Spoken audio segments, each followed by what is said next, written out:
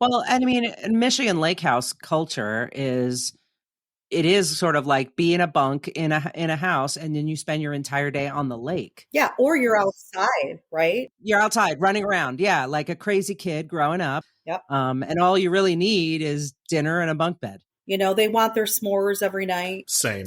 Yeah, But and these kids, they go down, they're like falling asleep. yeah, Right. yeah, with s'mores stuck to their face, a little bit like me on a business trip. Yeah.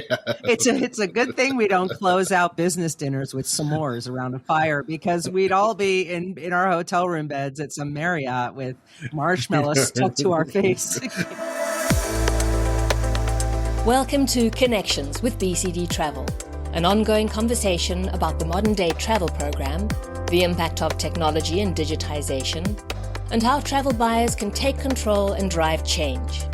Each episode leaves you with practical, actionable advice and solutions to support a variety of program needs. Let's start connecting. Welcome back to Connections, everyone. I'm Chad Lemon. And I'm Miriam Moskovich. Be sure to review this podcast wherever you're listening. So a few months ago, we had Rossana Martin on the podcast to give us a state of the industry update.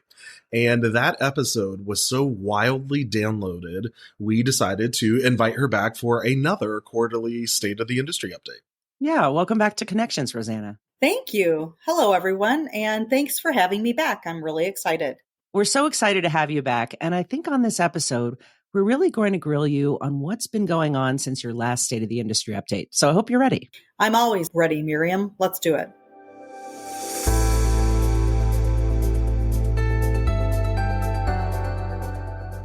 Rossana, our first question has to be, what is the state of the industry? What are the trends and topics that we need to know about? Well, first, Chad, I think let's tackle 2019 volumes head on. I can say we're effectively done with comparing 2019 volumes in old bids, right? I really encourage companies who aren't doing this to consider it. Most companies are now gauging their volumes post-pandemic, and some companies are seeing more travel in 2023, and some are hovering anywhere from 60 to 80%. While some of it is definitely sector specific, for example, entertainment or life sciences, entertainment may change due to the writer's strike, however. But we also have some manufacturing clients that are actually higher than their 2019 volumes due to various factors.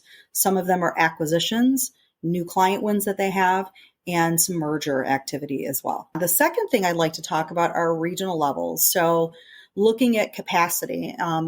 If you have not had a chance to listen to Jonathan Cow's podcast, I think it's something that you should listen to. It's fantastic.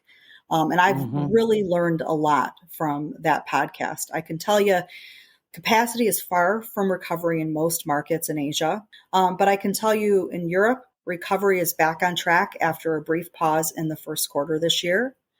If you look at LATAM and North America, airline recovery has definitely picked up momentum. And we're seeing strong airline performances at most airlines in both of those regions. In the Middle East and Africa, for example, capacity is now above 2019 levels. Wow. And then I think that there is a greater focus that we're seeing among our clients and prospects with reducing friction. One example of that is really taking the traveler friction point out of guest travel management. This has been a long, issue for companies to try to manage through this. So whether they're candidates or HCP travelers that are coming in for life sciences. So they're looking for an automated way to manage guest travel. And we actually have that today through BCD Invite. And BCD Invite is great. It's very flexible. Profiles can be created in real time. They sync with the online booking tool, and it doesn't matter what your GDS is or your market that you're sitting in. It's secure, so you can be assured that there is no issue from a security management perspective. And it's digital. So trip request details can be managed electronically through that tool. I think another area that we're seeing is in payment, right? There's a lot of friction in the payment process in travel. And I think that's moving up to closer on the top of the list. They want seamless payment and expense management, not just for travelers, but they also want it for their travel stakeholders and their finance teams alike. And so we have a tool or a solution called BCD Pay that offers digital invoice management, virtual automated reconciliation, and payment automation. And we're looking to do some future enhancements there as well. So spend management insights, which is coming in the third quarter this year. Payment manager, which assures that the right form of payment is applied per customer policy, and mobile wallet. So that's integrated payment for on-trip purchases, which that is forthcoming, no launch date yet. But we're also looking at data integration and APIs for expense tools and other systems with pay. I would say fourth, the industry overall is healthy, right? I think corporate travel is booming. We're seeing more positive signs of recovery since our last podcast. Again, we talk about there's those little regional nuances that are still happening, but overall, we're seeing, just an uptick in general. And I think lastly in this area, I just want to stress that BCD is strong, we're thriving, and we're trending ahead of all of our goals and targets. And I think that's important not only for customers, but suppliers and prospects. We made significant profit again in 2022, and we expect results to be close to our pre-COVID levels in 2023. We've also made some significant headroom in our liquidity position and are back to positive cash flow. So this really allows us to be able to make targeted investments in service delivery and technology. I'm not surprised to hear you talk about payment and BCD Invite. We've recently done some podcasts on those topics, and those are really important to our listeners. So speaking of, can you give us a quick rundown of our global footprint? And by that, I mean, what are some exciting things that we're doing that play into that strength and health that you just mentioned? So at BCD, we're back to 13,000 team members that we have on the team. We're servicing clients in 170 plus countries. And we do have the industry's most consistent client retention rate. And this has been consistent over the past 10 plus years. So I think that's something that's important to mention. Yeah. Our CEO also, he transitioned, our past CEO, John Snyder, his responsibilities to his longtime friend and colleague, Stefan Bars, who is our former BCD CFO, and he was the Boron CEO. That's right.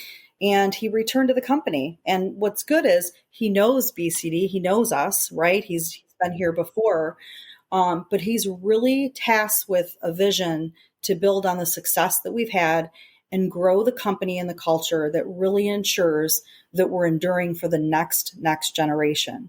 There are a couple of other things that I can share with you too that are really exciting. So earlier this year, we opened an office in Sri Lanka. It's in Colombo, and it's a wholly owned Asia Pacific Service Center, or we love their acronyms, the ASC. Mm-hmm. You can never get away from those in travel. Right, of course. But this center is always on. They provide high quality direct to client service for companies in Australia, Hong Kong, and Singapore. And they have close to 200 full-time employees, highly skilled agents, and they're also able to support travelers from around the world. So the frontline agents there can service during after hours for travelers in other regions. On the DE&I front, some really exciting things I want to share there. We continue to enhance the awareness of our talent acquisition team. We're hiring to ensure we have an inclusive hiring process, and we're mitigating bias in that process. And I think, there are a lot of companies in the travel space that are really pulling back on their stated DE&I commitments, and we continue to press forward. I think that's extremely important. That commitment is there. Taking care of our people, that's something that's a continued focus for us. We're also looking to create more equitable practices and policies within the workforce, and also looking to expand partnerships in BCD Marketplace to help address some unique needs of our customers when they're trying to really ensure that they're hitting their DE&I goals. That's right. I can tell you from an investment and tech perspective, we're continuing to invest 30 to 40% of our EBITDA back into the company. Okay. This includes innovation investments and tech. And Miriam, I'm sure you're aware, being an innovation, but our three focus areas really are enhancing the shopping, booking, and service experience for profiled and non-profiled travelers. Mm-hmm. Also investing in the infrastructure as well of multi-source data. This will help travel stakeholders to be able to action the right decisions, having the right data to make those right decisions, and power internal and external platforms. And then again, looking at simplifying the end-to-end spend management process for everyone. Two more things I'll share. So Get Going, we announced in July the launch of Get Going, which is our self-service tool for small to mid-sized businesses, and AI. So we're continuing to invest in AI. And I think we all know AI can be good and it can be bad. And I think when you look at transformational innovation, you really have to look at everything. You have to understand, be able to assess and test practical uses before you just dive in. It's not Mm-hmm. something that you can just do, right? I think it can be used, like I said, for good and bad. So I think the travel industry, certainly one of the most impactful use cases for AI, and is already widely adopted in the leisure space, which we see on a regular basis.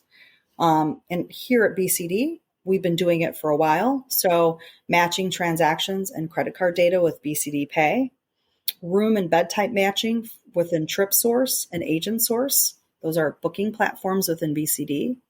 And then mapping traffic and shopping patterns in price assurance technology. So our hotel and air price assurance technology as well. Rossana, we both just returned from GBTA in Dallas. What did you hear specifically from clients and prospects? I would tell you the three biggest things I heard. The first is sustainability, and it continues to mean something different to everyone and every single company. Everyone has a very unique sustainability journey. I think that's something that I took away. And that's why it's important for us to be able to talk to customers and prospects about what are their goals, what are things that they're doing well, where are their gaps that they'd like to close in the program. And that's a conversation that should start very early. And then people raved about the various Win It sessions. This is the first year where I felt like there was a true track for Win It. I loved the truly honest conversation, and also heard raves about leveling up, mentoring, Win It, elevating women's voices workshop. One of the really good sessions that I attended, and I attended it by accident. I was going to attend a different session, and I plugged this one in to my app, and it was great. It was unexpected lessons that we've learned from travel data. That session ended up being standing room only. And I think the panelists really brought real solutions to help make sense of data. So it goes back to, one of the focus areas where we're really looking at helping clients be able to make sense of the endless possibilities within their program. That was huge. And being able to listen to people from Advito and customers really specifically talk about what they learned and how they acted on it. And the one thing I noticed were people were taking a ton of notes. The lady next to me took 4 pages of notes in that session. Rossana, we all know it's budget season for many clients and companies. What are they focusing on? What are you all talking about? All right. So what I think clients are really looking to do is to help make sense of all that data. They're looking at ways to combine travel, expense, and credit card data, really bringing it all together to help make decisions a lot easier and make sure that they're acting on the right things within their travel program. I also think there's a different focus on hubs. So for example, in Europe, where hubs have been around for a while and widely adopted by most travel programs today, I would say some of the more mature, we're looking at a lot more with hubbing programs in Asia or in Latin America. And some customers are talking more about that follow the sun, where you have an always on service that they're connected by regions. So that's sort of exciting. Some additional things that are happening in that space.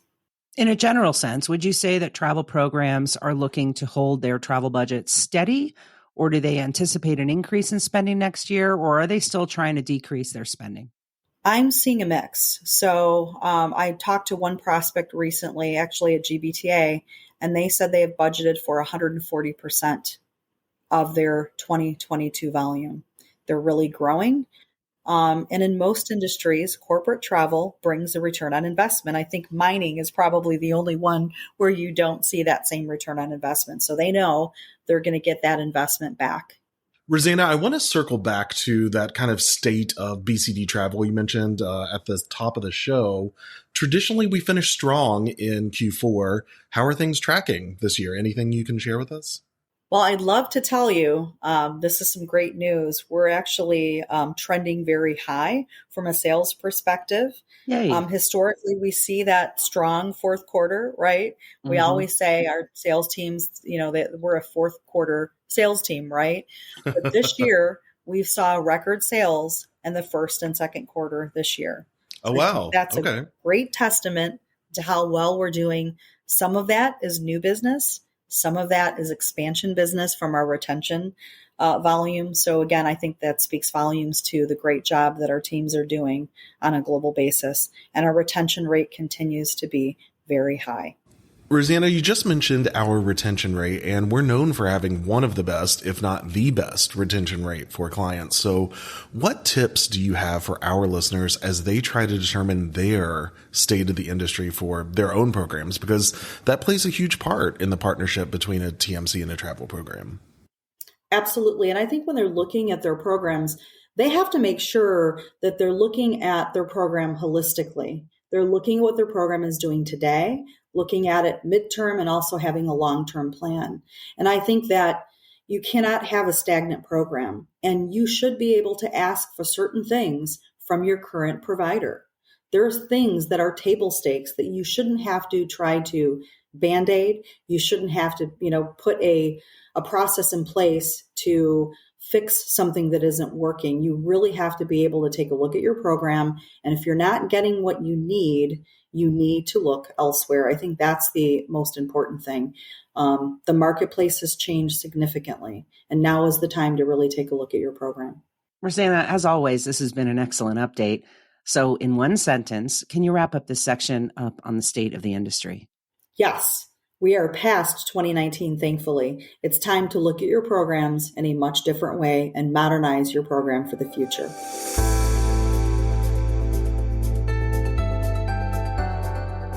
Well, we had a great discussion as usual, Rossana, but let's do a quick connect. Okay, first, we are all in the United States, and we're just about to close out the summer months. So, favorite summer moment from this year?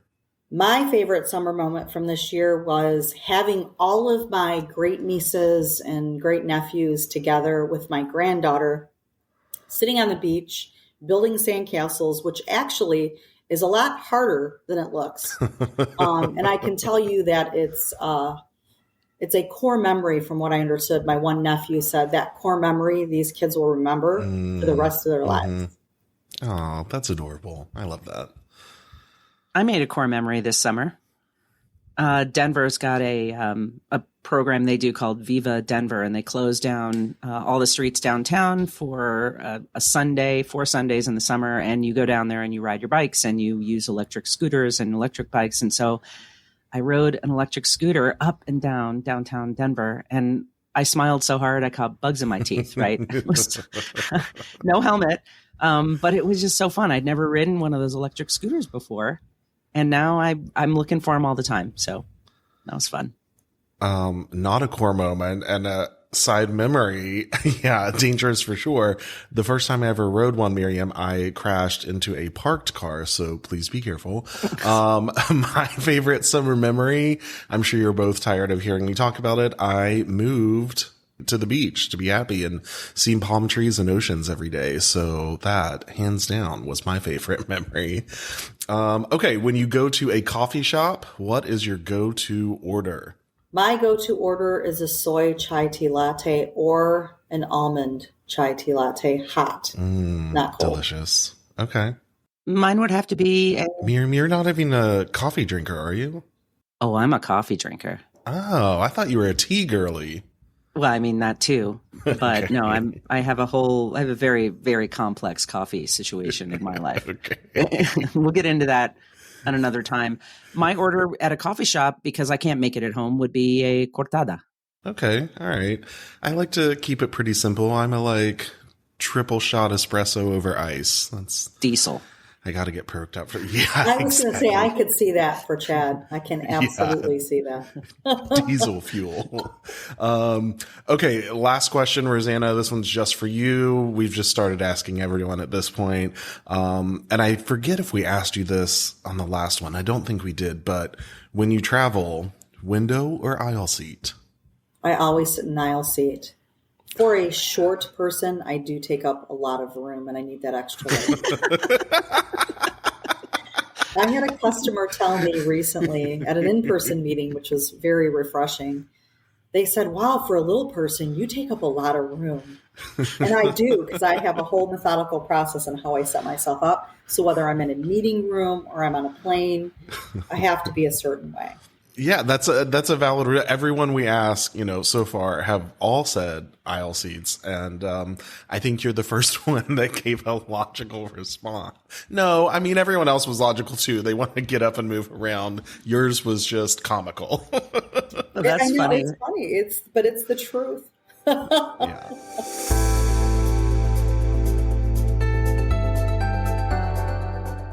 Rosanna, as always, thank you so much for this quarterly update. Yeah, Rosanna, I'm so glad you joined us, and I hope we'll see you again next quarter. Thanks for having me. I really enjoy our time together, as per usual. If you're a travel buyer, frequent business traveler, or just someone who likes hearing about the state of the industry, be sure to download and review the Connections with BCD Travel podcast to stay up to date with new releases and listen to your favorite episodes. Thank you for connecting with us. BCD Travel helps customers travel smart and achieve more. We make this happen in over 100 countries with a global client retention rate of 97%, the highest in the industry. Learn more about the information you heard today and what BCD Travel can do for you by visiting bcdtravel.com/podcast.